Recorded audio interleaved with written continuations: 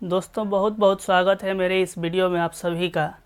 इस वीडियो में मैं कक्षा 6 के बिहार बोर्ड विज्ञान विषय के अध्याय 5 जिसका नाम है पृथक्करण के प्रश्नों का अभ्यास कराने वाला हूं। उसके सभी हल को यहां पर हम देखने वाले हैं। तो आइए शुरू करते हैं। सबसे पहले हमारा 1 नंबर प्रश्न है कि सही उत्तर चुनिए। क में कहता है कि वे पदार्थ जो पानी या अन्य तरल पदार्थों में घुल जाते हैं उन्हें कहा जाता है। तो ऐसे पदार्थों को हम घुलनशील कहते हैं। जैसे कि आप चीनी को देख सकते हैं, ये पानी में अक्सर घुल जाता है, तो यहाँ पर चीनी घुलनशील हो जाएगा। आपका 1 नंबर सही उत्तर है। ख में है कि पदार्थों को अलग अलग करने की क्रिया कहलाती है। तो 1 में है वाष्पीकरण, 2 में चुनना, 3 में छानना और चौथा में कहता है कि इनमें से सभी। तो ये तीनों विधियाँ यदि किसी पदार्थ का मिश्रण हो गया है तो उसे अलग करने में काम करती हैं। तो यहाँ पर आपका 4 नंबर सही उत्तर हो जाएगा। ग नंबर में है कि जल में अघुलनशील एवं जल से भारी कण बर्तन के पेंदे में जम जाने की क्रिया कहलाती है। आप देखे होंगे कि कभी कभी नल को चलाते समय बालू यानी रेत आ जाता है, पूरे पानी में घुल जाता है। थोड़े देर छोड़ने के बाद जब वो धीरे धीरे पेंदे में बाल्टी के बैठने लग जाता है तब उस क्रिया को हम थीराना कहते हैं। तो यहाँ आपका थीराना सही उत्तर हो जाएगा।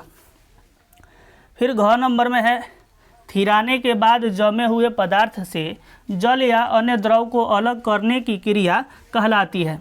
तो वही रेत जब बाल्टी के पेंदे में जम जाता है तो हम क्या करते हैं कि पानी को अलग कर लेते हैं और वह अलग करने की क्रिया निथारना कहलाती है। तो यहाँ पर 1 नंबर में आपका ये सही उत्तर हो जाएगा। अंग में कहता है कि जब मिश्रण बहुत कम मात्रा में हो तो इसे अलग करने की कौन सी विधि बेहतर होगी। आप देखे होंगे कि माँ जब चावल में कंकड़ पड़े पत्थर को निकालती हैं तो वे खास करके चुनाई विधि का वहाँ पर उपयोग किया जाता है। कम मिश्रण में जो हो मात्रा, वहाँ पर चुनने की विधि हम अपनाते हैं। तो ये आपका अंगों का 1 नंबर सही उत्तर हो जाएगा। फिर दूसरे प्रश्न की ओर चलते हैं। तो अब प्रश्न संख्या 2 को देखते हैं। यहाँ पर 2 में है रिक्त स्थानों को भरें। क में गेहूं के दाने को भूसियों से अलग करने की विधि डैश कहलाती है। तो यहाँ पर ओसाना सही उत्तर हो जाएगा। ख में है समुद्र के जल से नमक डैश विधि द्वारा प्राप्त किया जाता है। तो यहाँ पर वाष्पन विधि द्वारा प्राप्त किया जाता है।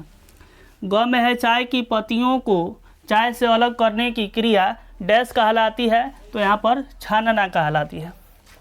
घ में है क्रोमेटोग्राफी का उपयोग पेड़ पौधों में पाई जाने वाली दवाइयों को डैश करने में किया जाता है। तो ज्ञात करने में माने पता करने में किया जाता है। प्रश्न संख्या 3 है मिश्रण से अवयवों को अलग करने की ज़रूरत क्यों है। उत्तर है मिश्रण से अवयवों को अलग करने की ज़रूरत इसलिए है क्योंकि मिश्रण में अनेक हानिकारक पदार्थ मिले या घुले रहते हैं। यदि उन्हें अलग नहीं किया जाए तो वे या तो स्वादहीन हो जाएंगे या शरीर के लिए कोई हानि पहुंचा सकते हैं तथा चावल दाल कंकड़ में पत्थर मिले जो होते हैं वो दांतों को कष्ट पहुंचाते हैं। इसलिए मिश्रण से अवयवों को अलग करना जरूरी है। इसके बाद चौथा प्रश्न है कि बालू और चीनी के मिश्रण को किस प्रकार से अलग किया जा सकता है। इसके लिए कौन कौन सी विधियां हैं जिसको लिखना है। तो उत्तर में लिखेंगे कि बालू और चीनी के मिश्रण को अलग करने में थीराना, निथारना और वाष्पन तीनों विधियों को उपयोग में लाया जाता है। सर्वप्रथम बालू और चीनी के मिश्रण को जल में घोल लेंगे। चीनी जब जल में पूरी तरह घुल जाएगी तो उसे एक बीकर में थीराने के लिए स्थिर छोड़ देते हैं ताकि जो जम जाए। अब बालू पूरी तरह से पेंदी में बैठ जाता है बालू। तब निथारने की क्रिया से जल को दूसरे बीकर में निकाल लेंगे। बालू पहले बीकर में जमा रह जाएगा तथा चीनी जल के साथ दूसरे बीकर में आ जाएगी। अब उस जल का वाष्पन करने पर जल वाष्प बन के वातावरण में गायब हो जाता है और चीनी ठोस के रूप में पेंदी में बैठ जाती है। इस प्रकार से हमें बालू और चीनी में का जो मिश्रण होता है वो अलग किया जा सकता है। तो इस प्रकार से हम बालू और चीनी के मिश्रण को अलग कर सकते हैं। विधि बहुत आसान है। इसके बाद प्रश्न संख्या 5 है कि पृथ्वीकरण के किन्हीं 3 विधियों का वर्णन कीजिए। तो उत्तर में लिखेंगे कि पृथ्वीकरण की 3 विधियां निम्न हैं। क में है ओसाना, अनाज की दौनी के बाद अनाज से भूसे को अलग करने के लिए इस विधि का उपयोग किया जाता है। इसमें टोकरी या सूप में भूसा मिले अनाज को लेकर धीरे धीरे ऊपर से गिराते हैं। भूसा हवा के साथ दूर जा गिरता है और अनाज निकट ही एकत्र हो जाता है। इस प्रकार अनाज से भूसा को अलग कर सकते हैं या फिर कर लेते हैं। ख में है चुनना, इस विधि का उपयोग चावल, दाल, गेहूँ आदि में मिले कंकड़ पत्थर को अलग करने में किया जाता है तथा एक एक कर सभी कंकड़ पत्थर को हाथों से चुनकर अलग कर लिया जाता है। ग में है चालना, इसमें आटा, सत्तू, मैदा में मिले अवांछित पदार्थों को चलनी के द्वारा चालकर अलग कर लिया जाता है। इसके बाद है विचार करने में 2 प्रश्न है।